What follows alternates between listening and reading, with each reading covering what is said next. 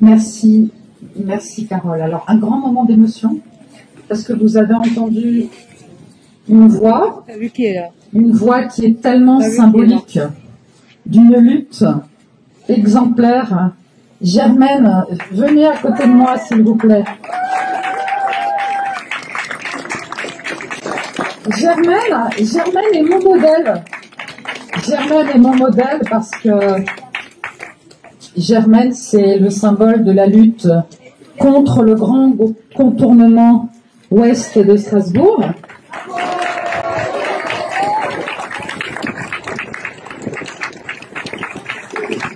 Germaine a été gazée bien plus de fois que moi.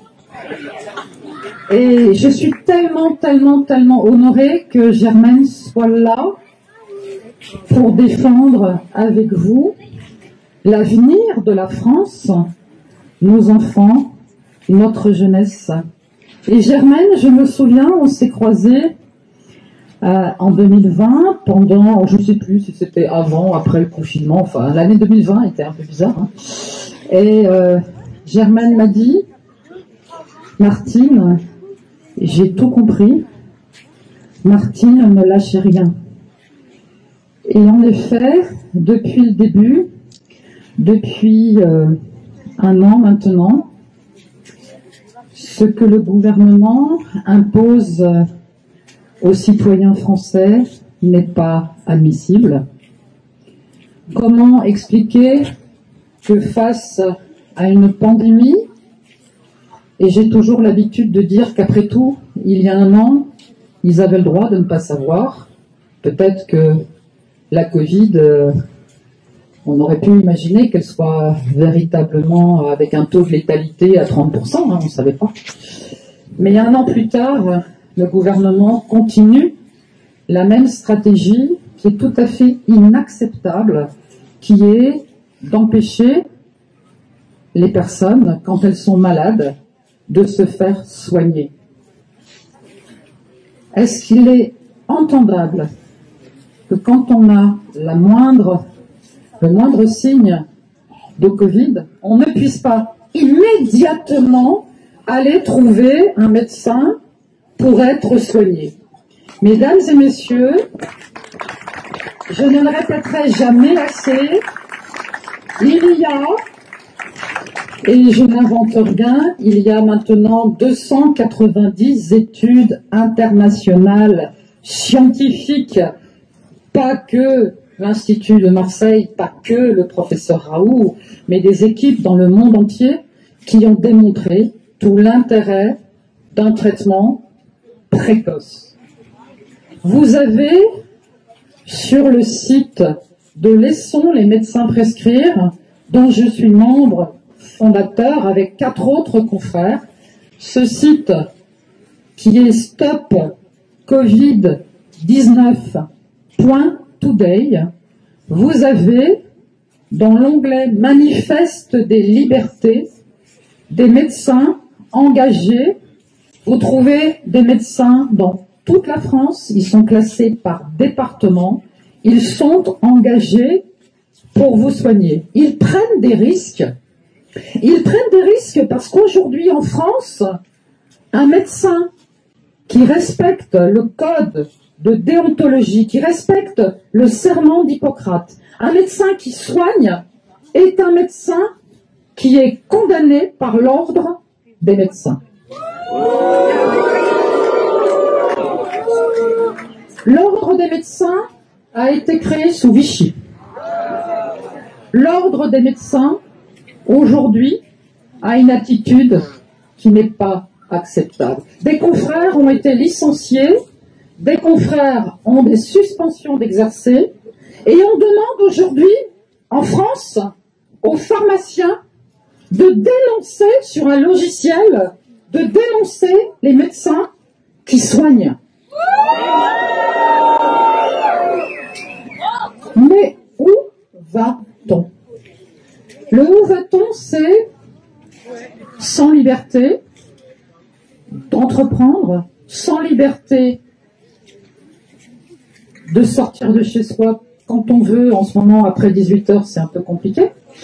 Sans liberté d'aller au restaurant. Et Carlo reviendra sur toutes ces privations de liberté. Moi, j'aimerais juste vous rappeler que l'état d'urgence sanitaire qui a été voté en mars 2020 a été prorogé par mes collègues de l'Assemblée parlementaire, de l'Assemblée nationale, jusqu'au 1er juin 2021. Pour des raisons tout simplement électoralistes, puisqu'il faut quand même que malgré tout il y ait des élections. Vous vous souvenez, comme quand le président nous a dit « nous sommes en guerre, restez chez vous, confinés, mais surtout allez voter ». Très curieux quand même. Il y a une dissonance du discours, il y a une dissonance comportementale, il y a une dissonance des injonctions de ce gouvernement qui n'est plus acceptable. Et ma crainte, mesdames et messieurs, c'est que cet état d'urgence sanitaire va être rentré définitivement dans le droit commun.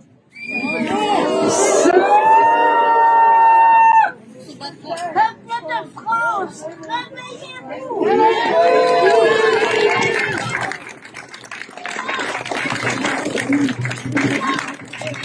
Peuple de France, réveillez-vous! Merci Germaine. Oui, peuple de France, réveillez-vous. C'est très important parce que vous avez compris qu'il n'y a plus de démocratie vivante dans notre pays. À aucun autre endroit, à aucun moment, les parlementaires ont pu débattre dans cette belle maison, dans votre maison, la maison du peuple qui est l'Assemblée nationale. Il n'y a pas eu de débat depuis un an. Nous avons été mis devant le fait accompli d'un exécutif, d'un parlement, d'un gouvernement qui est dans la toute-puissance. Cette toute-puissance de décider d'un jour à l'autre que dans certaines régions, ça sera 20 h, 18 h, que des plages seront interdites. C'est délirant. Moi qui suis psychiatre, c'est pas un mot trop fort, je peux le dire, c'est totalement délirant. Si nous sommes là aujourd'hui, comme dans 30 lieux hier en France, nous sommes rassemblés pour les enfants. Et merci parce qu'il y a beaucoup d'enfants qui sont là. Des enfants aujourd'hui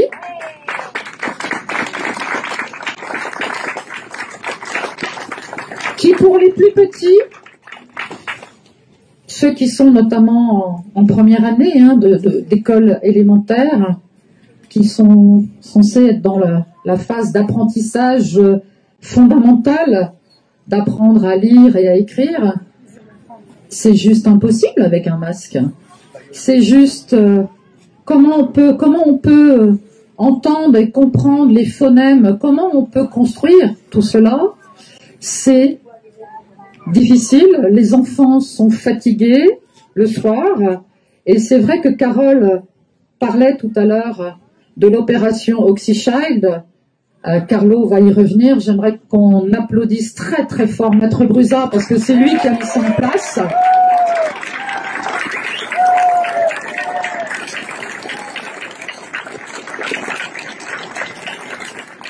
Je suis heureuse, en effet, la semaine prochaine, de mettre à disposition ma permanence parlementaire pour recréer une classe. Nous serons avec un huissier, c'est véritablement très important. Un médecin généraliste sera là aussi, qui fera toutes les mesures. On transmettra sans doute toutes les informations à Carlo. Parce que oui, mesdames et messieurs, c'est pas une seule journée où les enfants voient leur taux d'oxygène diminuer, c'est tous les jours, et cette chronicité est délétère pour leur état de santé. Il y a une diminution de l'oxygène, il y a une augmentation de la fréquence cardiaque, et c'est pas en effet que un petit moment, c'est tous les jours qui se répètent. Il y a aujourd'hui des répercussions importantes. Je ne les nommerai pas parce que les enfants sont là, donc il y a des choses qu'on ne dit pas forcément en présence des enfants, mais je vous invite à lire l'avis de la Société française de pédiatrie et elle nous alerte sur ce qui est en train de se passer. Et nous n'avons pas le droit de maltraiter en France à ce point les enfants. Merci d'être là pour eux. Si vous êtes là, c'est que vous êtes toutes et tous des citoyens éveillés.